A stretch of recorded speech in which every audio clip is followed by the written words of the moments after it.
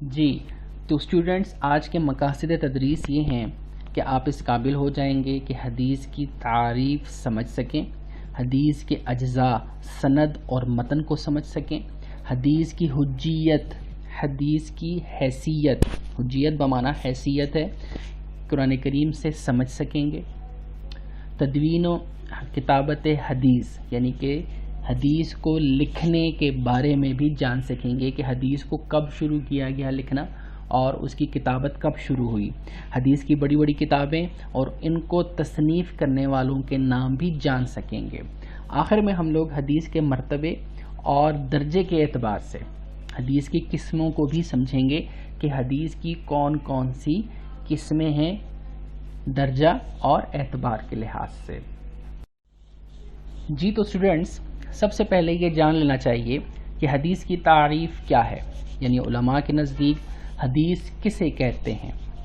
علماء و محدثین کی اصطلاح میں نبی کریم صلی اللہ علیہ وسلم کے قول،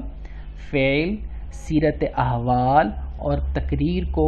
حدیث کہتے ہیں۔ قول و فعل سے مراد نبی کریم صلی اللہ علیہ وسلم کے ارشادات مبارکہ، یعنی کہ جو نبی کریم صلی اللہ علیہ وسلم ارشاد فرماتے تھے اپنی زبان اطہر سے، اور آپ کے افعال مقدسہ ہیں، مطلب آپ جو عمل فرماتے تھے، جو کام کرتے تھے، جیسے کہ نماز ادا کرنے کا طریقہ باقاعدہ نبی کریم صلی اللہ علیہ وسلم نے خود ادا فرمائی ہے نماز خود، اسی طرح حج خود ادا فرمایا ہے۔ تو یہ کیا ہے؟ نبی کریم صلی اللہ علیہ وسلم کے افعال ہیں کہ فعل کو ہوتے دیکھ کر، کسی کام کو ہوتے دیکھ کر،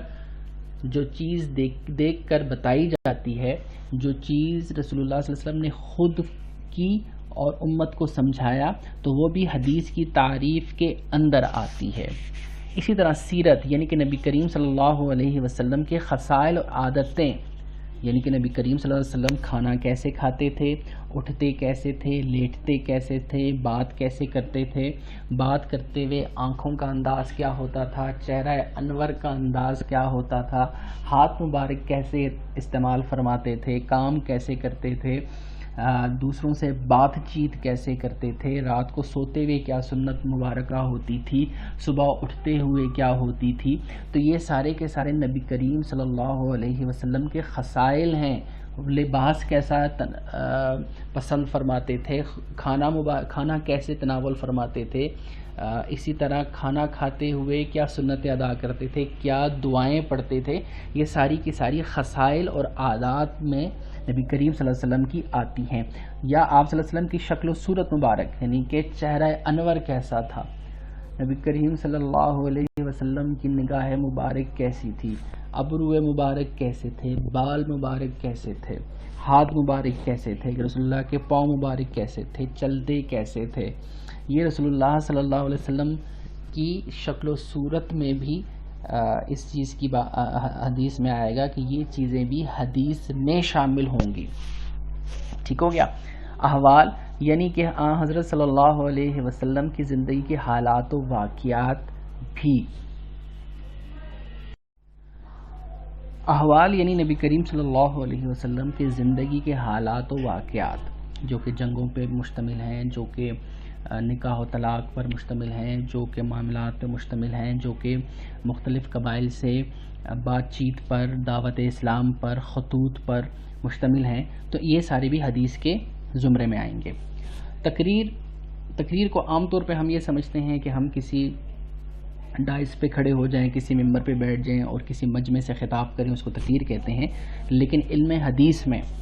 فن حدیث میں تقریر سے مراد کسی صحابی نے نبی کریم صلی اللہ علیہ وسلم کے سامنے کوئی کام کیا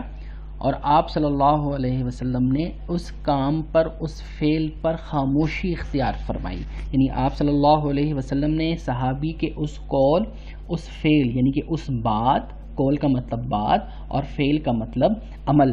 کی نہ تردید فرمائی، نہ انکار فرمایا، نہ توثیق فرمائی، نہ ہی اس کو ٹھیک کہا۔ تو اصطلاح حدیث میں اس کو تقریر کہتے ہیں، اس کو اصطلاح حدیث میں تقریر کہا جاتا ہے۔ یعنی کہ میں آپ کو ایک مثال دوں اس چیز پر۔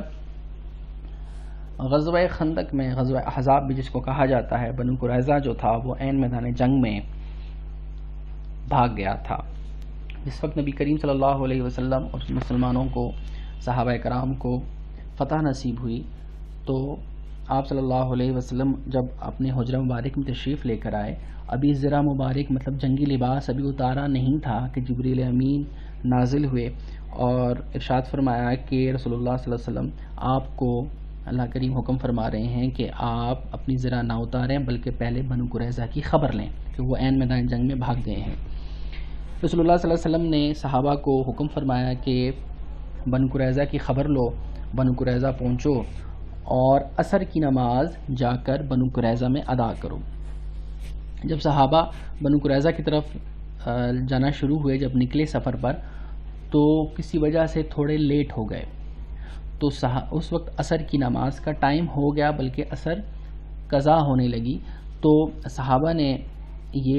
صحابہ نے یہ کہا کہ ہم لوگ عصر کی نماز یہیں پڑھ لیتے ہیں کیونکہ ابھی بنو قریظہ پہنچتے پہنچتے ہماری عصر کی نماز قضا ہو جائے گی. تو صحابہ کے دو گروہ بن گئے. آدھے نے کہا کہ ہم لوگ یہاں پہ نماز ادا کر لیتے ہیں، اور آدھے نے کہا کہ نہیں، حکم رسول یہ ہے، رسول اللہ صلی اللہ علیہ وسلم نے حکم یہ فرمایا کہ عصر جا کر بنو قریظہ میں ادا کرو، لہٰذا ہم لوگ نماز بنو قریظہ میں ادا کریں گے. جبکہ دوسرے صحابہ یہ فرما رہے تھے کہ رسول اللہ صلی اللہ علیہ وسلم کے کہنے کا مقصد یہ تھا کہ تم جلد از جلد قریظہ پہنچو، بنو قریظہ، اور وہیں پہ عصر کی نماز پڑھو، یعنی کہ جلد از جلد پہنچو. تو اس سے مراد یہ نہیں تھی کہ آپ نماز قضا کر دو، لیکن دوسرے گروہ کے صحابہ نے کہا کہ نہیں، چونکہ رسول اللہ صلی اللہ علیہ وسلم کا حکم مبارک ہے، لہٰذا ہم لوگ نماز عصر جو ہے وہ بنو قریظہ میں ہی ادا کریں گے جا کر. بہرحال اس کے بعد بنو قریظہ کا جو غزوہ تھا وہ ہوا. اس کے بعد جب مدینہ شریف واپس تشریف لے آئے رسول اللہ صلی اللہ علیہ وسلم، تو آپ صلی اللہ علیہ وسلم کے سامنے یہ مسئلہ پیش کیا گیا، اور صحابہ نے کہا کہ رسول اللہ، ہم نے بعض نے وہاں پہ راستے میں نماز پڑھ لی اور بعض نے بنو قریظہ جا کے نماز پڑھی. تو رسول اللہ صلی اللہ علیہ وسلم نے خاموشی اختیار فرمائی. دونوں گروہ کے صحابہ میں سے کسی کو نہ تو ٹھیک کہا نہ ہی کسی کو غلط کہا. تو اس سے یہ چیز ثابت ہوتی ہے کہ رسول اللہ صلی اللہ علیہ وسلم نے دونوں گروہوں کی بات کو قبول فرما لیا، مطلب کہ دونوں کے عمل کو قبول فرما لیا. اگر تو وہ ان میں سے کسی ایک گروہ کا کام غلط ہوتا تو رسول اللہ صلی اللہ علیہ وسلم اس وقت ارشاد فرما دیتے کہ بھئی تم لوگوں نے غلط کیا، لہذا تمہیں ایسے نہیں ایسے کرنا چاہیے تھا. لیکن رسول اللہ صلی اللہ علیہ وسلم کی خاموشی مبارک جو تھی وہ بھی حکم کے درجے میں تھی، یعنی کہ دونوں کے ساتھ رسول اللہ صلی اللہ علیہ وسلم نے اتفاق فرمایا. تو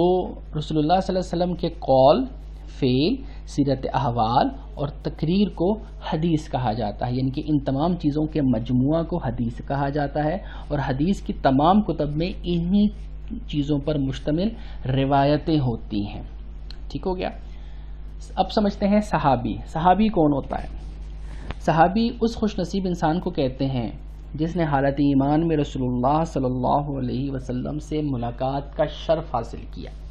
یا یہ کہہ لیں کہ وہ رسول اللہ صلی اللہ علیہ وسلم کی مجلس میں حاضر ہو گیا، اس کو صحابی کہتے ہیں. لیکن حالت ایمان میں کہ ابو جہل بھی رسول اللہ صلی اللہ علیہ وسلم سے ملا لیکن وہ تو صحابی نہیں ہے، ابو لہب بھی ملا، وہ صحابی تو نہیں ہے. حالت ایمان کا ہونا شرط ہے، اور ساتھ میں یہ شرط بھی ہے کہ اس دنیا میں، یعنی کہ اس دنیا میں رہتے ہوئے جب رسول اللہ صلی اللہ علیہ وسلم اس دنیا میں تشریف فرما تھے، جو شخص بھی حالت ایمان میں رسول اللہ صلی اللہ علیہ وسلم کی مجلس میں آ گیا، یا اس نے رسول اللہ صلی اللہ علیہ وسلم کو دیکھ لیا، رسول اللہ نے یا ان کو دیکھ لیا، یا وہ مجلس میں حاضر ہو گیا، ایسے شخص کو صحابی کہتے ہیں. اور وہ حالت ایمان میں ہی دنیا سے تشریف لے گیا ہو، یعنی کہ یہ نہ ہو کہ اس نے پہلے اسلام قبول کیا اور پھر اس کے بعد وہ اس نے اسلام چھوڑ دیا، نہیں، بلکہ وہ حالت ایمان میں رسول اللہ کی مجلس میں آیا اور اسی ایمان کی حالت میں دنیا سے چلا گیا. تو ایسے خوش نصیب شخص کو، ایسے خوش نصیب انسان کو صحابی رسول کہتے ہیں صلی اللہ علیہ وسلم.